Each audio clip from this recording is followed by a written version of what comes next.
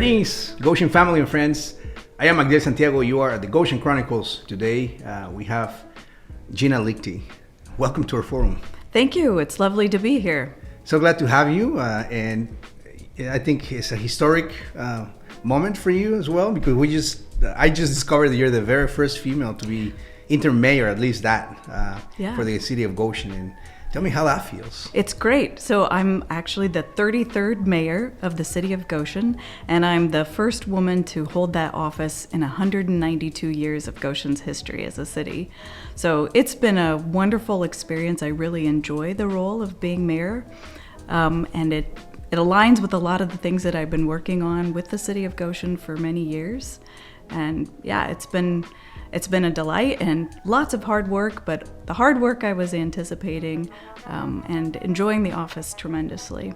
That's awesome. So the goal for today, Gina, would be to have the community know who you are. And of course, everybody knows you're the mayor now, but maybe those details of, how you came to, you were born in Bolivia. I didn't know that. Yeah. You speak Spanish really good. I didn't know that. Un poquito, sí. It's amazing. So tell us a little bit about your background. Sure. So I grew up in Indiana, but I was born, as you said, in Bolivia. My parents taught school there for 2 years when I was an infant, and I came back to the States as an infant. But one of the things that impressed me about that experience is growing up with parents who were American but spoke Spanish, is just how important that was, whether it was their ability to keep secrets from us as kids or just to be able to converse in multiple languages. And that's actually one of the main reasons that I ended up going to Goshen College as a student, because they had a program where all students were required to study abroad. And so I wanted to go there. My primary studies were in English and in communications, but I also wanted to learn Spanish at the same time. So I studied Spanish in high school and then did a semester abroad in Costa Rica. After I came back and finished my degree, I did my first assignment. I wanted to do some volunteering in the community. And I went to work for an organization that provided services to adults with developmental disabilities. And I did service work there as a live-in caregiver companion for adults with developmental disabilities. While working there, I actually got hired to be on staff, and I continued to work over 8 years until I became their director of operations. Wow.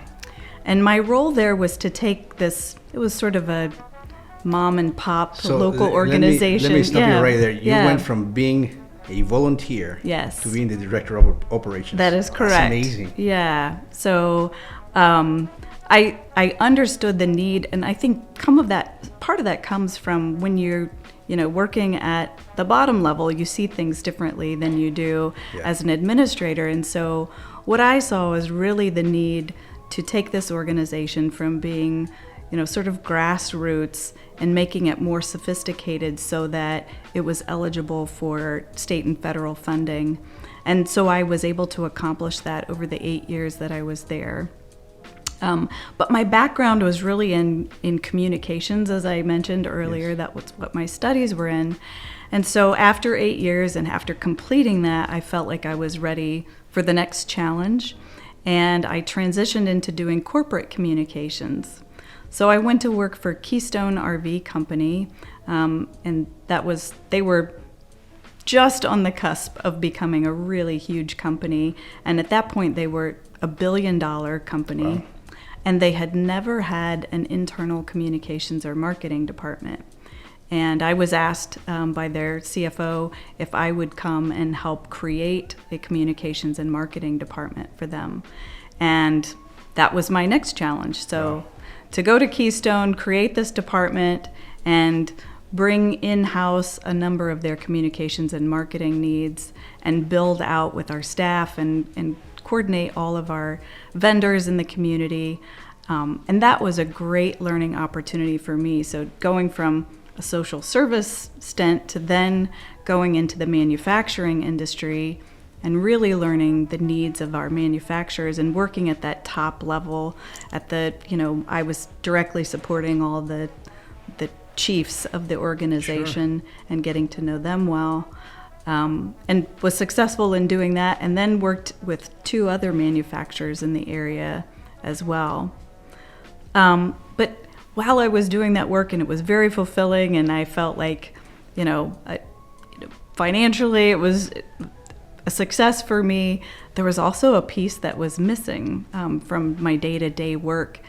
And it was during that time that I got involved as a volunteer with Downtown Goshen, and realized that there had been events and things that had happened in the Goshen in the past that had stopped, and there was a need to re-energize and reinvigorate our downtown district. So this would have been around 2006. And with my background in marketing and communications, and I felt like I could be a contributor and really play a helpful role. So I did that. I came up with the idea for doing a First Fridays program, and I was able to get volunteers involved and get the downtown businesses involved. And when we did our first event, we had a couple principles. One, we had to provide some type of free entertainment for the community to enjoy. And two, we had to get the restaurants involved. Yeah. People needed to eat and have a good time. And we felt like if we could accomplish that, we could create an idea and a reason for people to come to the downtown district. People hadn't been coming downtown for years. There were tumbleweeds basically blowing down the streets. And so it was really not a good time for the businesses at that time, and we wanted to change that. Because downtown is everybody's neighborhood. Yes, I was going to say that seems to be a very important part in Goshen's life nowadays. We all look forward to the first Friday to see our neighbors, and also, I'm going to say the economic impact that big stores have in pulling businesses from the shops in downtown and driving traffic to the downtown area. That's so critical. Also, how it feels to go through a downtown. I drive through different downtowns and they feel like ghost towns. Mm-hmm. Businesses are abandoned. It doesn't look like they're being taken care of, and it makes you feel like you don't want to live there. Right. But you pass through Goshen and you see action, you see people walking through there, you see people friendly, and it's amazing. So, good job on that. Thank you. Also, all the infrastructure that took place, because I know Goshen didn't look the way that it looks now. Mm-hmm. It had, I think, the streets, they didn't have parking lot along the side. Yeah. So people couldn't really stop by and take a time. So, tell me how that came to be. Yeah, so that was an initiative of the city of Goshen to re-look at how parking was structured in the downtown district. So, during the 80s, the idea that cities had was to move traffic quickly from one end to the other. So they turned downtown into it's 2 lanes going each direction and a minimal amount of parking, just move traffic through. Well, obviously that's not good if you want people to stay and spend time and to gather and spend resources in that district. So it took some initiative for the city to say, this is a priority and we're going to focus our efforts on making downtown a destination.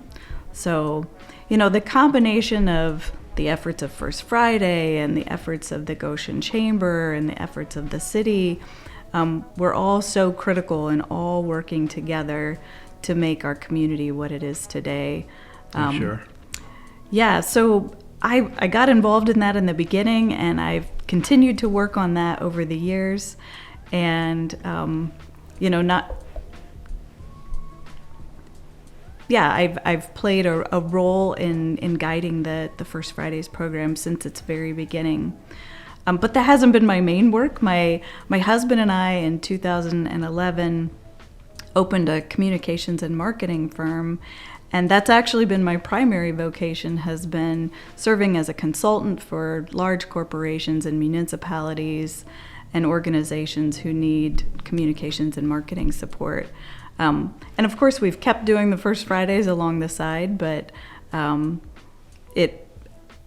done both things throughout the years. So through that whole process, though, I worked so closely with the city and developed close relationships with both the previous mayor, Alan Kaufman, and then the current, or former mayor to me, Jeremy Stutzman, and all the various departments, because one of the things that we wanted to do as our communications and marketing firm, IDART Creative Studio, we wanted to make sure that we're contributing to the greater good of Goshen in whatever we do. So we called our mission Marketing for Good to make sure that we're supporting local businesses and we're supporting the community and we're working for the betterment of everybody in our community, and building strong relationships with all the community partners along the way too. That's amazing.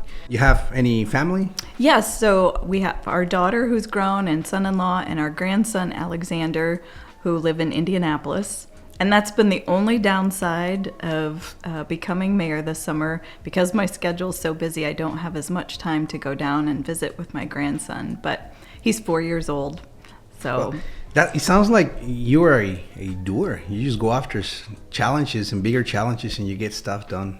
Congratulations on that. Thank you. I appreciate that. Yeah, I'm known to people as being a problem solver and to tackling big projects.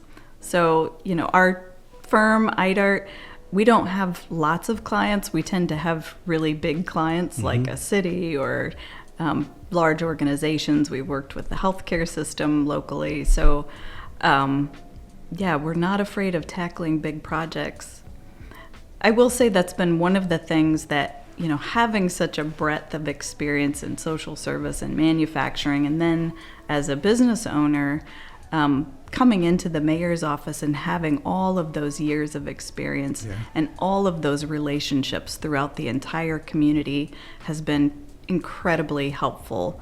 I don't have to learn the people and the players along the way. That's all done. And just understanding how the community works. I've worked at every level, from a volunteer through leadership and administration positions. So that's also been really helpful coming with that experience. That's good. So talk about the challenges. What do you think are some of the challenges that Goshen has currently? I think one of the things that I have done over the years in my career is try to bring people together from opposite sides to work together on a common cause, whether it's working for First Fridays or working with businesses, trying to get people to put aside their differences and work together. And Goshen is really known for doing that. I think the last few years have been more challenging for people as there have been more conversations at the national level that have divided people. But I think there's a spirit in Goshen where people are willing to put aside their differences and meet in the middle. And that's really where I tend to be most comfortable, is in the middle, because that's where we get stuff done. Yes, I was going to ask you, why do you think that is the Goshen is? I've been trying to hack that. Why is Goshen more open-minded than many other cities? I mean, I tell you, from my experience, Goshen has been very receptive, very welcoming. And when I talk to other new people that come to the area, they feel exactly the same. And what do you think what's that reason for that? I'm not sure what the entirety of that secret sauce is, but I will say I think that Goshen College has played a role in that, in Goshen's welcoming attitude. Like I mentioned before, Goshen has a requirement of its students that they travel abroad, and it's baked into the curriculum. So you have lots of people who've come back and they're teachers seen the world here through different lenses, right? And they have gone other places and they've done service work, but they have the experience of what it's like to live abroad, and they bring that back to our community. And I think it makes a big difference when you have been through that experience to give you empathy and understanding and compassion for people who are coming here and making a life here, and you're inclined to be more supportive. Yeah. So also, I think it has a good impact into the people that travel to these other countries to study abroad. They learn other languages. Yes. And I was telling you that I was amazed at how many people that you couldn't tell looking at them. Yes. They know how to speak Spanish. That's in fact, very our true. friend Sahib behind cameras here today, he has visited some businesses and he's like, they spoke Spanish to me. A lot of people speak Spanish. Yeah. So I think I agree with you. That program the Goshen College has created that impact here in the community. That's Yeah. amazing. Yeah. So what are some of the projects that the city has and some of the things that you would like to see the continuity of those projects? Yeah. Well, of course, the big things that we're tackling have to do, and the business of local government is so different than things at the national level. Yeah. At the local level, we're focusing on infrastructure, so making sure roads and streets are well maintained, and that's an ongoing challenge. One, in just the design of those streets and making sure we're not building such things in such a way that we're creating more traffic headaches down the road. But then in the maintenance of those streets, and it's estimated that there's about $40 million worth of road repairs needed within the city. And so we're looking at ways to tackle that bit by bit to make sure that every street is maintained. And then from my perspective, the priority equally needs to be our sidewalks. You know, we expect our kids to walk to school. We need to make sure that those sidewalks and those pathways to get to and from school are safe and easy to navigate. So that's a major priority, of course. And then addressing, you know, just the quality of place things. So making sure that the things that bring people together, so the parks and the trails and those assets that bring people together are well maintained. Because, you know, it used to be that you could incentivize a company to come to a community with dollars or, you know, financial incentives, but now they're looking at where are people wanting to live and where are people wanting to gather, because that's the strength as a community's workforce. Yeah. And so, especially now that we have so much more telecommuting and hybrid working available, it's so important from an economic strategy that we pay attention to those quality of place amenities that are really the things that make people want to live in a community and make businesses want to come and invest in a community because they see that there's a thriving workforce here. So those are two of the major things that we're looking at. You know, of course, we want to focus on making sure that Goshen is attractive to people at every generation. So whether it's young people or young families or people living here through retirement, that we have the amenities that are suitable for all age levels. So we've talked about, and during the forum at the Goshen Theater, the question and some of the challenges as well is that Goshen has been growing. I'm thinking for the last 20 years. Where do you think that growth is coming from, and what's driving that growth? Well, Goshen has had a strong manufacturing base for many years, and that tends to be what attracts a number of people to our workforce here. And that's very important. We can't dismiss the value of that manufacturing. There are some people who say they'd like to see more diversification in our manufacturing base.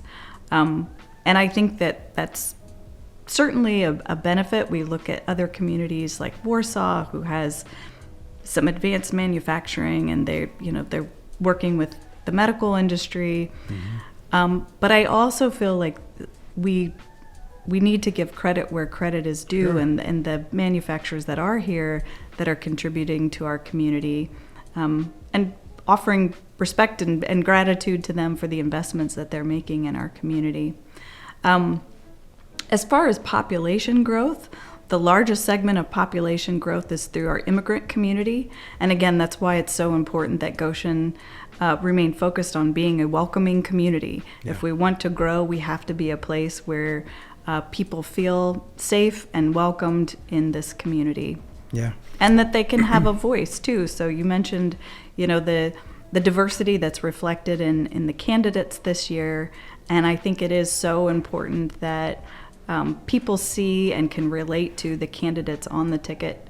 Yeah. So, I was telling you earlier that it is, at least on our end, and pardon me if I sound like I'm sounding divisive, but the immigrant community, we like to feel represented, and that implies having somebody that speaks your language, maybe has the background of the cultural background, that understands what it feels to come here with nothing and start from the bottom.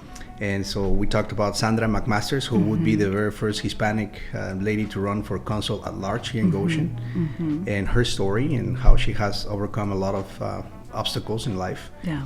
And we know Gilberto Perez is not going to be running for re-election as well. And so that kind of feels like, okay, so what's going to happen, right? Who's going to come next? And you also talked about let's call it the big political stage, what's happening. And you mentioned briefly how that has divided the nation, I think, because of what has taken place in previous administrations and even the current administration. But also how that doesn't really change how we live here in the community, because we can't change what's happening way up there, but we do have a power into what happens in our community. And so getting to know our candidates, and that's our job here at the Goshen Chronicles, engage in this conversation with our audience who are bilingual, bicultural, or multicultural in some instances, and kind of presenting what's happening here and how they can engage into this political process, which is part of our democracy. So it is very important to be represented. And so I believe the Republican Party doesn't have any Hispanics on their ticket this time around. Is that? They do not. Erica Emanuel is bilingual. Okay. But not Latino, obviously. Yes. But yeah. But you mentioned Sandra, and I want to just say I think she does really have a unique story to tell. Again, somebody who understands the community at multiple levels. So I think it's very exciting that she's running this term. Yeah. But the balance to that, and this is the interesting part, and I think we're living this, is that, so yes, we do want to be represented, but I think that if you ask most Hispanics, we also want to have somebody that has the skills to represent us. It's not just about they speak Spanish or they're Hispanic. Right. It's about, we need to be represented regardless. So it's going to be an interesting dynamic in this election to see what takes place and what happens. Yeah. Are there any polls in the Goshen area to kind of find out where things are heading into? No? There are not any polls. People often ask how I feel about the election, and locally, there's a lot of unknowns until the election day. But again, like you mentioned, just the experience and the expertise, I've drawn on that a lot in my decision to even step into the role. I think having worked so closely with the city and with the previous mayors, people have asked what surprised me. Well, I knew from working with them, the job in its entirety is a lot of surprises. Yeah. You never know in any given day what's going to come your way. So the relationship with them over time, understanding what the job entails, understanding the workload that a mayor has in a small city like Goshen. I mean, it's nothing at average of 65, 70-hour work weeks. Oh, wow. And I don't think people often realize that it's a very intense job, because the role of the mayor in a city like Goshen, you're the CEO, you're the chief operating officer. I have, all these departments that report to me, and they have all of their, whether it's the airports to the sewers, in some way I'll have decisions to make about all of those different departments. People often think the role of mayor is just ribbon cuttings and doing all the fun stuff, which is great, and I'm very comfortable doing those things. But being an executive and being an administrator and managing people is so critical to doing the job well. And fortunately, I've had the relationships with the previous mayors to understand that, but I've also had the business experience to be able to manage people and to manage large budgets. I'm on the board of a local financial institution, and so managing a multi-million-dollar budget is familiar to me, and it's something I've done for a lot of years. So I hope to bring all of that to represent the community well, and I've dedicated so many years to championing Goshen and to building up our business community here. I hope that I can continue to do that for many years to come for the entire community. Yeah. One more question that I have for you is I don't know if you remember back in 2007 or 8 when Obama was doing his campaign.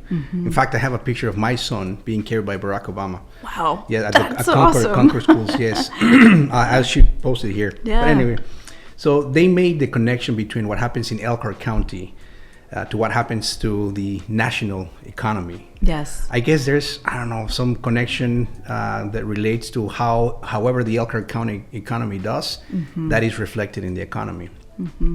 Nowadays, because the nature of my work, I work with companies as well, and we do a lot of hiring employees, and a lot of people, I'm going to say, are concerned about the economy, how it's going. And now we have turmoil in the Middle East, and we have all these things that kind of drive uncertainty up. We have inflation, we have this phenomenon after COVID and everything that took place, which again is the big national stage. But how does that, if it is related, how is that going to affect us, and what challenges would that present for the Goshen future? Yeah. Well, as you mentioned, that I think the headline in the New York Times in 2008 was defining Elkhart County as the hot center of the economic meltdown. Yeah. And this community is often seen as the metaphor, the canary in the coal mine. So when there's danger, Elkhart County reflects it first. And I think that's certainly true now. We're seeing that economic downturn here locally in ways that we haven't seen it manifest throughout the rest of the United States. And a lot of that has to do with, the price of mortgages and things like that, because that's the financing mechanism for the whole RV industry. So if people can't get loans to make purchases, that's definitely going to slow things down. And until that changes nationally, it's probably going to be a delay. So while we're also the indicator of things being well, or not being well, we're the indicator of when things are in recovery mode too. And that tends to be a little bit of a lag there. So I anticipate that we may face another few years before there's some leveling out. Over time, we've seen that rise and that fall happen repeatedly. And that's, again, where it's so important that we have leadership that's willing to bring people together around those common causes, so that as we need to address economic challenges, we're working together with one another, and we're not divided and pointing fingers, but we're saying, what can we do to improve our economic status as a community? In 2008, when we had that collapse, was right at that point that we were starting First Fridays. And I've had so many businesses in the downtown district say, if it hadn't been for something like First Fridays that brought people together, that brought people into our stores, we would be out of business today. Wow. And so, it's another time for us to rally together and say, how do we help our local businesses? How do we support each other and make sure that we're well positioned for the future? So yes, I agree that supporting our local businesses and supporting the local economy will be very key for the next years. But let's go back to the future with Gina Leichty as mayor. What do you envision? Well, it's a very exciting time to come into this role. Again, being the first woman to hold that office. Yeah. People often ask, what is the thing that surprises me most being in office? And I will say, it's been when I'm walking around in the community and I encounter a little girl, she will often ask to take a picture with me. And I don't think about how important that is until I have those encounters with people, and I realize it really is important to have that representation. And the work that I've been doing, again, over the past, I think is going to be my guiding star for the future. So looking at ways to address bringing people together, to address economic issues, to make sure that we're addressing our infrastructure needs, so finding ways to do that. Looking at ways to address blight. I mean, housing is a major issue in this community, and if we have properties that are just falling into disrepair, we need to figure out ways to make sure that we have safe and affordable housing and all types of housing available to people in Goshen. The more that we did a study recently that said we need an additional 5,000 houses in Goshen to address the number of people who are commuting here and are looking for houses here. One of the first things that I did in the very first city council meetings was to help get approval for a project that had been discussed for a very long time to bring 1,400 additional houses to Goshen. So we'll be seeing that development take place. That's good. But obviously that's just a little bit of what we need Yeah. completely. So continuing to focus on housing development, looking at things like traffic as well, and making sure that we're addressing both traffic and infrastructure needs, and then making sure there are safe pathways for kids to get to and from school. So those are just a number of the projects that I want to work at in our coming years. Excellent. Well, Gina, thank you so much for coming to our forum and sharing your story. Thank you. I congratulate you on your journey. It's an amazing you. journey, and wish you the best on the elections. Thank you. And I hope that this is not the last time that you come and visit us here. Oh, it certainly won't be. Thank you for the opportunity. No, thank you. Yeah. Our family or friends, please don't forget to share this video, click the like button, subscribe to our YouTube channel, and follow us here on Facebook. This information is very important for everyone in our community, so they know who Gina is, her journey as a mother, as an executive person, and also now as a mayor, interim mayor. So please share it so that everybody knows who she is, and also make sure that you participate in these elections. It's important to participate in our democracy and the processes of it.